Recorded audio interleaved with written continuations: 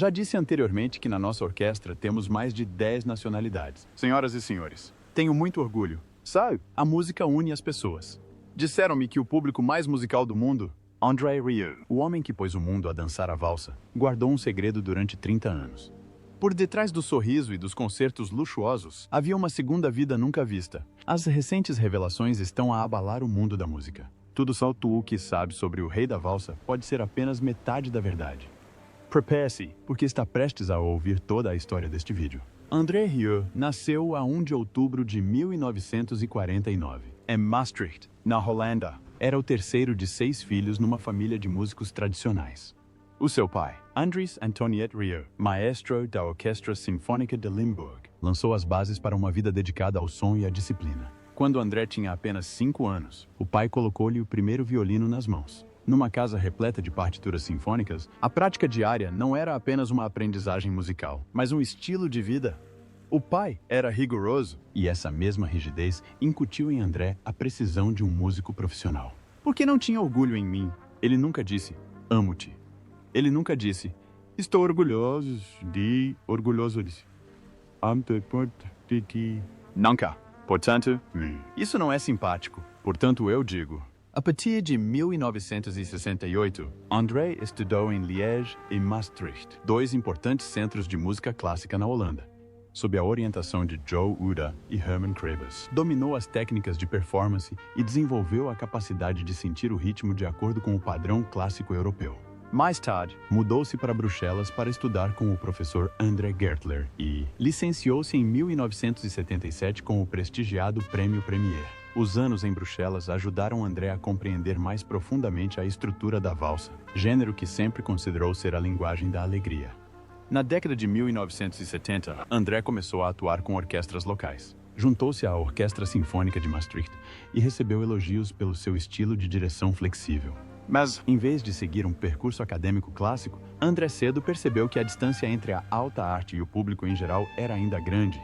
Em 1975, casou com Marjorie Kochman, uma professora de línguas com um profundo apreço pelas artes. Marjorie não foi apenas a sua companheira de vida, mas também a estratega por detrás do seu futuro. André descreveu-a, em tempos, como aquela que mantém tudo em equilíbrio entre a música e a realidade.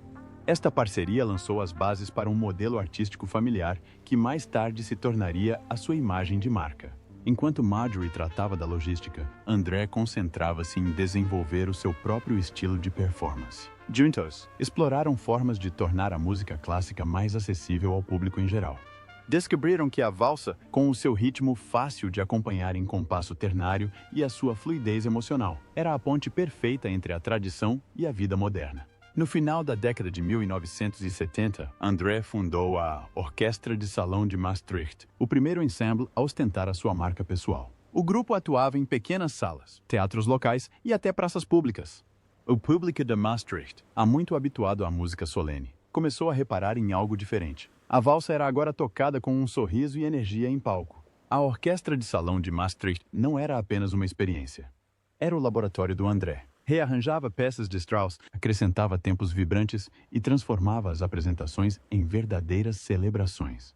Com isso, aprendeu a gerir pessoal, a gerir horários e a supervisionar finanças. Competências raras para um músico naquela época. Numa entrevista posterior, André recordou: aqueles anos ensinaram-me que, para chegar às pessoas, a música precisava de respirar. Era preciso fazê-la dançar. Esta declaração resumiu a filosofia artística formada durante este período.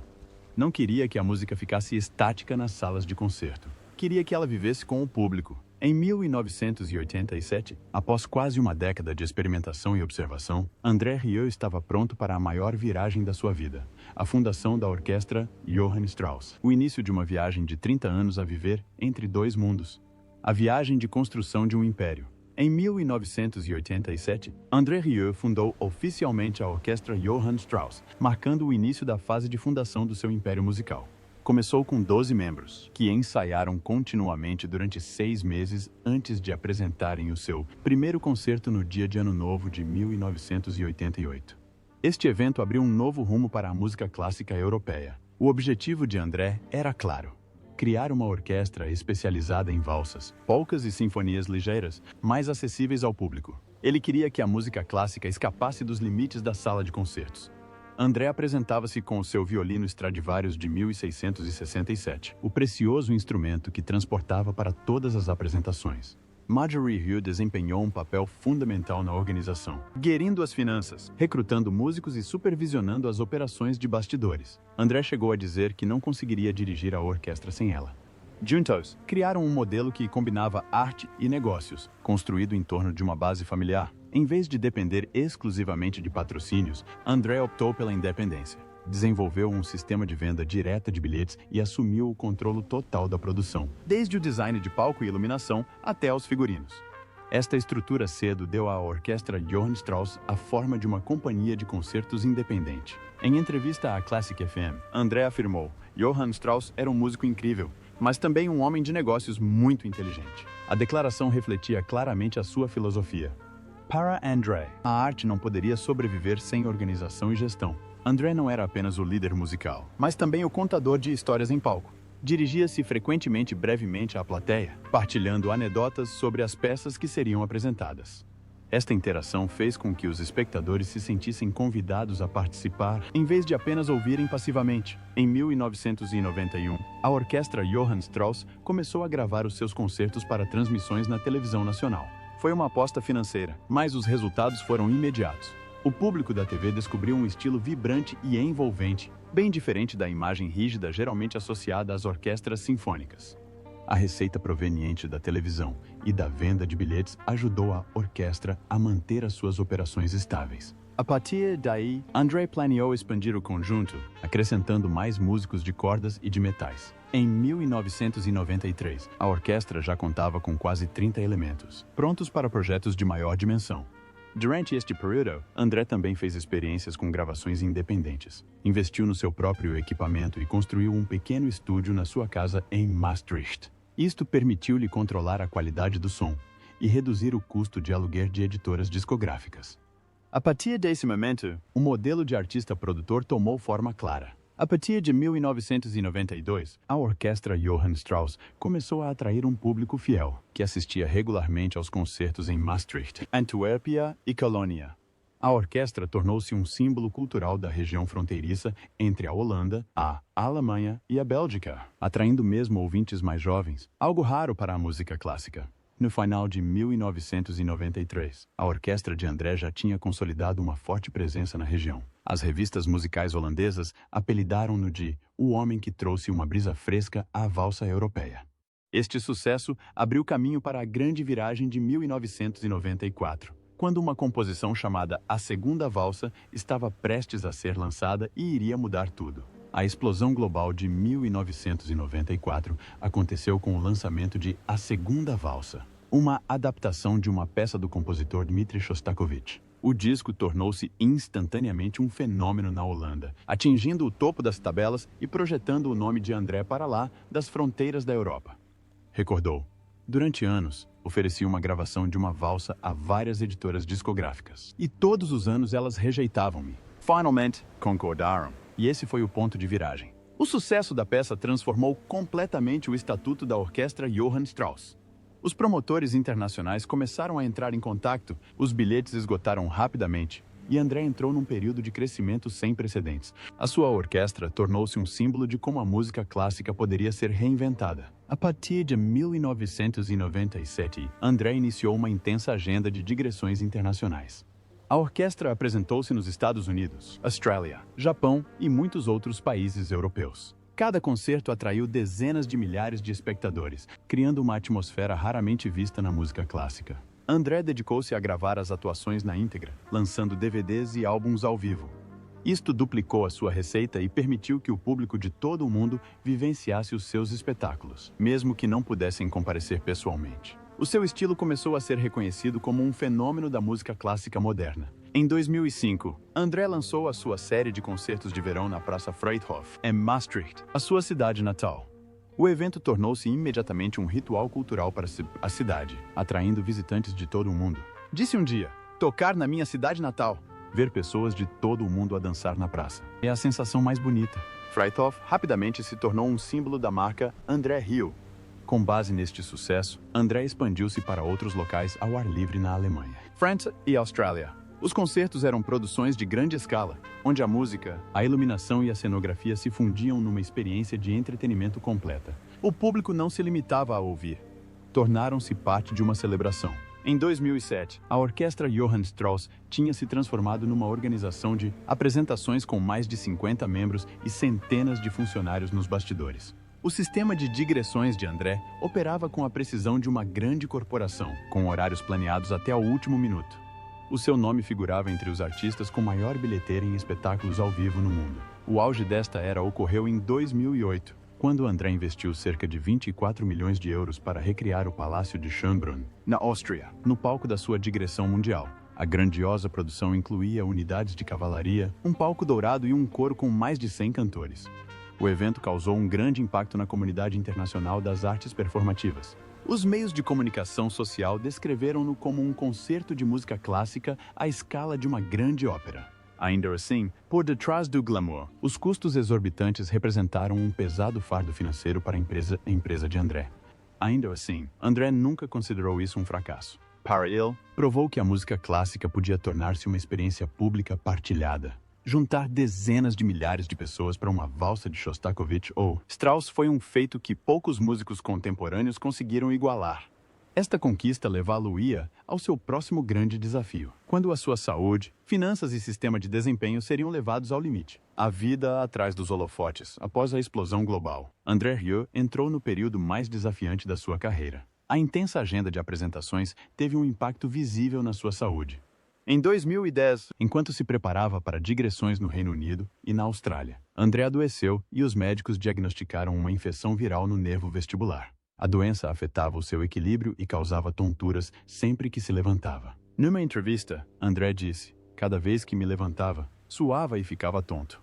Toda a digressão teve de ser cancelada. Dezenas de milhares de bilhetes foram reembolsados e foi forçado a deixar de atuar durante quase 3 meses. A primeira vez que a orquestra parou em anos. Durante a sua recuperação em casa, André deparou-se com os seus próprios limites. Percebeu que o seu corpo estava exausto após milhares de horas em palco.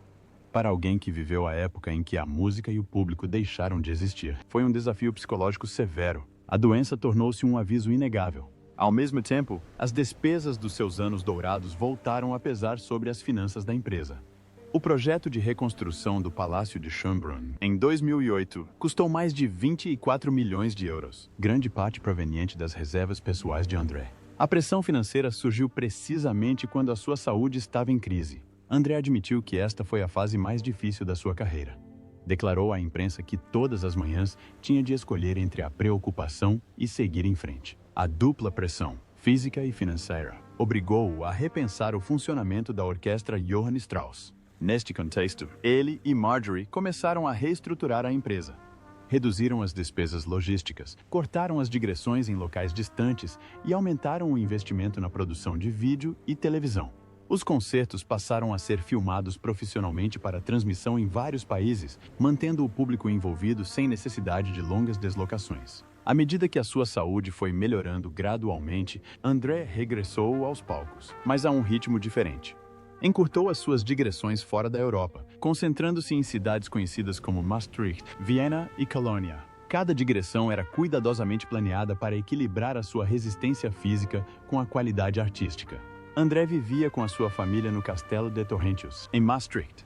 O edifício histórico servia tanto como residência como base de produção. Aí, instalou um estúdio de gravação, uma oficina de som e um escritório de gestão de digressões. Entre as suas antigas paredes de tijolo e janelas de vidro com vista para o jardim, todos os planos para a orquestra foram traçados. Aquele espaço tornou-se o novo centro operacional. Todas as manhãs, André trabalhava com Marjorie e o filho de ambos, Pierre, num pequeno escritório na ala leste do castelo. Coordenavam horários, discutiam repertórios e tratavam dos contratos de apresentações. De música, André tornou-se o chefe de uma empresa de espetáculos totalmente funcional. Depois de enfrentar um problema de saúde, André mudou o seu estilo de vida. Começou a fazer exercício físico leve todas as manhãs. Limitou o consumo de álcool e deu prioridade ao sono. Numa entrevista, declarou: "Desistir é a pior coisa que se pode fazer." A declaração refletia a sua determinação em nunca recuar perante a adversidade. A partir de 2012, André alargou a sua presença na televisão através de parcerias com emissoras europeias e americanas. Os concertos filmados em Freythof e Viena eram transmitidos regularmente, atraindo grandes audiências. Este modelo permitiu-lhe manter uma ligação global com os fãs mesmo quando não estava em digressão. Marjorie e Pierre desempenharam papéis cruciais durante este período. Marjorie tratava das finanças, enquanto Pierre geria a produção e a comunicação. Juntos, formaram um trio resiliente que manteve a orquestra ativa durante anos turbulentos. Em 2016, a orquestra Johann Strauss tinha recuperado o seu ritmo constante.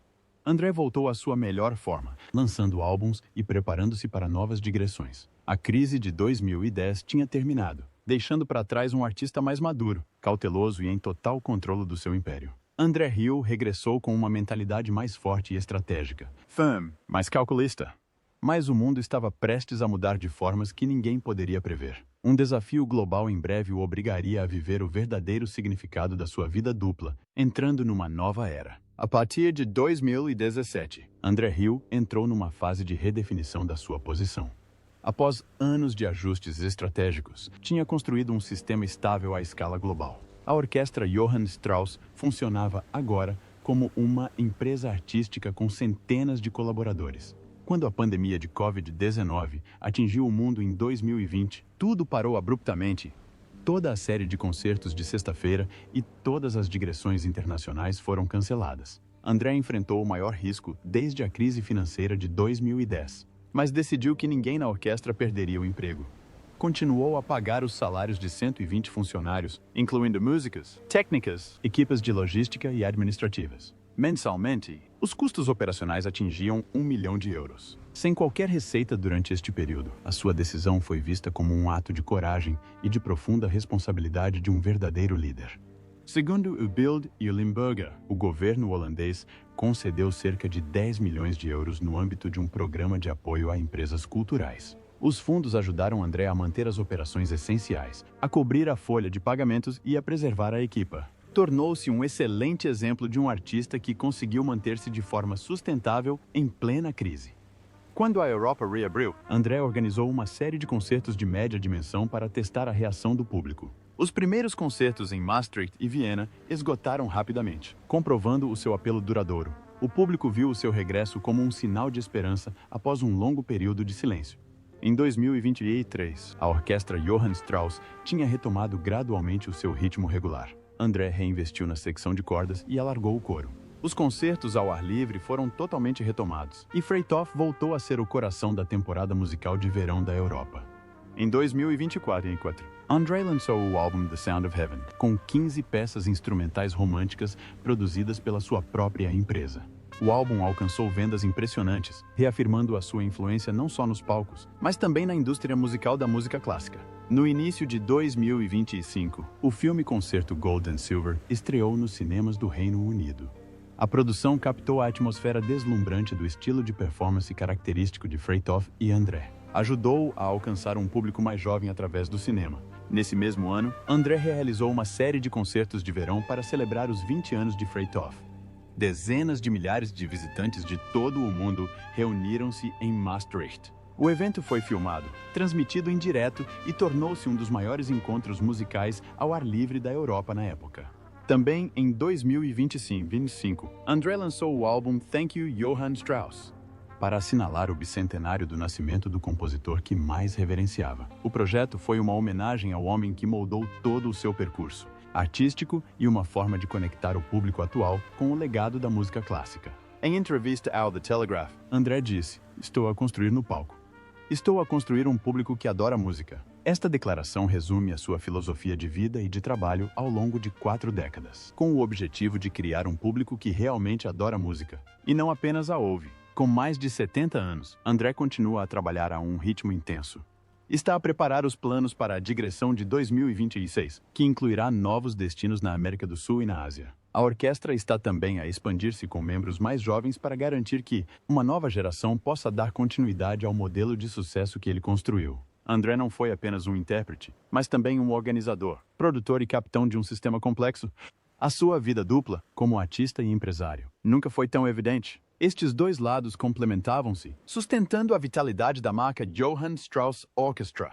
30 anos depois de ter fundado a orquestra, André Hill mantém-se fiel a um propósito: levar a valsa a todos. Por entre números de faturação, milhões de álbuns vendidos e centenas de concertos realizados, personifica ainda a imagem de um músico devotado ao violino. Se acredita que a música pode ligar as pessoas através dos tempos e das fronteiras, partilhe este vídeo para que mais pessoas possam descobrir o percurso de André Rieu, o homem que transformou a valsa na linguagem da alegria. Não se esqueça de seguir o canal para não perder as próximas histórias sobre os ícones da música que mudaram o mundo.